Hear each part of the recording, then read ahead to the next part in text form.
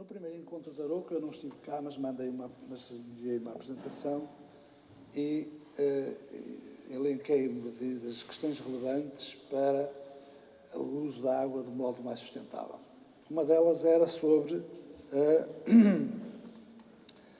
as bacias partilhadas. É essa que eu vou aprofundar hoje. Já tive aqui alguns inícios interessantes do que é que se falou sobre isso. O que o chapéu para esta colaboração é a Convenção de Albufeira, em que se define um regime de caudais mínimos, que foi, entretanto, alterados pela... Pode subir ligeiramente um. Ok, obrigado. Que foram, entretanto, alterados para as bacias do Tejo e do Guadiana. E, digamos, foram ratificados, divulgados através da Conferência das Partes. E esse regime de caudais mínimos não são aplicados em condições excepcionais de seca e de escassez. Direi que, em termos da apreciação do que é o nosso contexto, em termos de planeamento, a União Europeia considera que Portugal e Espanha colaboram bem, mas ainda necessitam de mais trabalhar, adequar melhor a sua colaboração. E, a nível de cheias, é reconhecido que há uma boa colaboração entre os dois países, mas é sugerido que seja feito, nomeadamente, o desenvolvimento de sistemas de pré-alerta conjuntos ou comuns e melhorar a coordenação dos PGRIs existentes.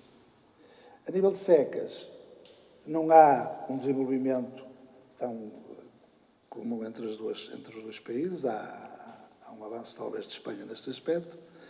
E, portanto, a ideia é desenvolver sistemas de indicadores comuns, desenvolver planos comuns ou coordenados de seca e desenvolver sistemas de alerta.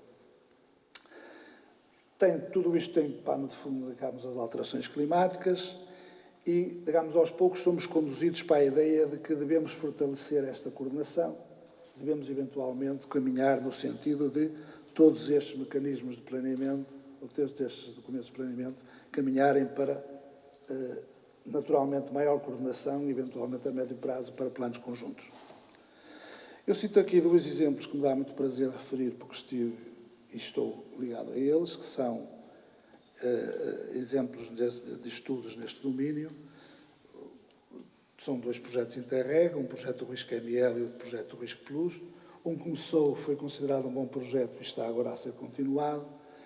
Primeiro, digamos, muito ligado a essa questão dos fenómenos extremos e das inundações e secas.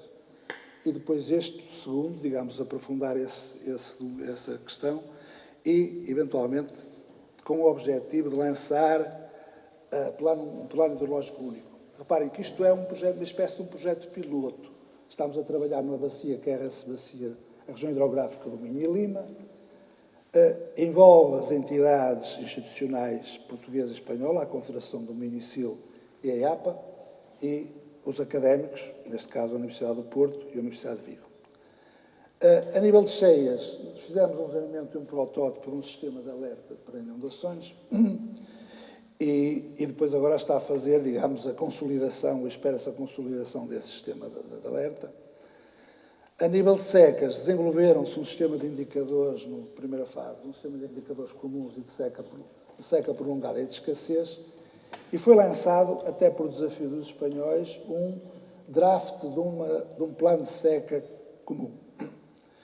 Digamos, agora está continuado para, a ideia é arranjar protocolos de avaliação do risco de seca, definição de novos indicadores e o sistema, lançar as bases para um sistema de pré-alerta de seca.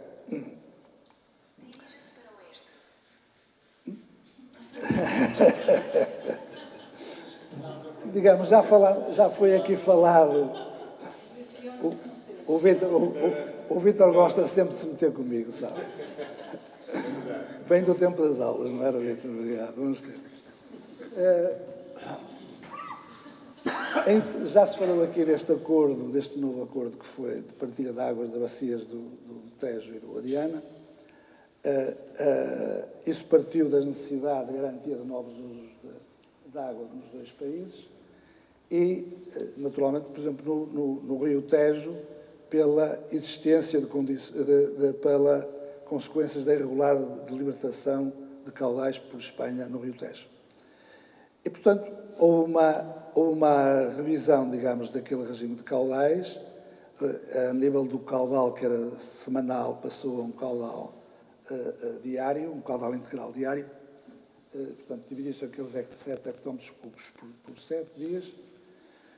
Fica-me a dúvida se mantém a existência de condições de exceção para cumprimento do regime de caudais mínimos.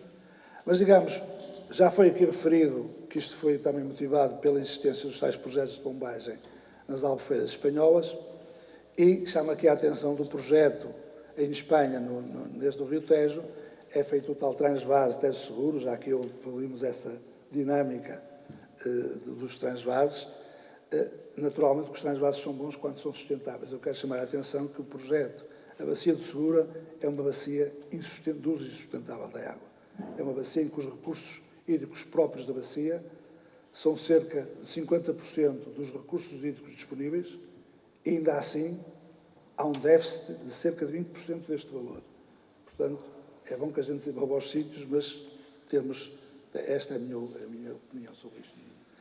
Relativamente à bacia do Guadiana, de facto, foi aumentada uma captação de Bocachança, a captação portuguesa, permitiu a captação portuguesa para o abastecimento do Algarve, isto confirmando um regime de caudais que já estava a ser garantido por Portugal no Pomarão, e foi alterado. Portanto, há um regime de caudais mínimos à entrada em Badajoz e há um regime de caudais mínimos que é a entrada em Portugal, e depois há a entrada do troço comum de Jusante. Há um regime de caudais mínimos que foi alterado, passou o caudal diário de 2 para 2,7, malgrado se manter o caudal de 2 metros cúbicos em Badajoz. Mas, digamos, são progressos do que se fizeram naquilo que existia. Aqui, neste caso, as condições de exceção aqui, sempre que haja uma concessão, um ano excepcionalmente seco, terá que se cumprir o caudal diário, nomeadamente, isto é a questão aqui também do Pomarão, e temos aqui esse regime de caudais mínimos. Portanto, outra vez a questão, será que este regime de caudais mínimos na secção de Badajoz mantém-se ou não, mas é relevante. A questão aqui a relevar já foi aqui falado, a bacia no Guadiana, a expansão, o que é que estava previsto para o Alqueva, atualmente, eles tinham o valor de 130 mil, irá talvez nos 150 mil, pelo que disse aqui, mas o objetivo já está nos 170 mil, já é uma grande razão a passagem da água da ligação do Alqueva ao Sado, e, portanto, há uma já atualmente em execução a da ligação ao Monte da Rocha. Os tais reforços de 30 hectómetros cúbicos por ano para o soltamento do Algarvio e a tal reforço na captação do Bocachança, e eu direi que se foram passos, e são passos positivos nesta cooperação, naturalmente nós temos condições que exigem estas precauções. A questão é, estamos ou não a conduzir a um uso da água mais inteligente e sustentável. Estamos a caminhar no sentido, cada vez nos aproximamos mais, e muito ultimamente por aproximação dos espanhóis, segundo aquilo que eu sei, mas, digamos, eu acho que para nós trabalharmos com eles temos que ter cada vez mais uma colaboração que passa por muita competência, por ser um trabalho contínuo, e porque o caminho é cada vez mais em usar conjuntamente estes usos. Mas isto também depende de nós, vamos também cuidar disso.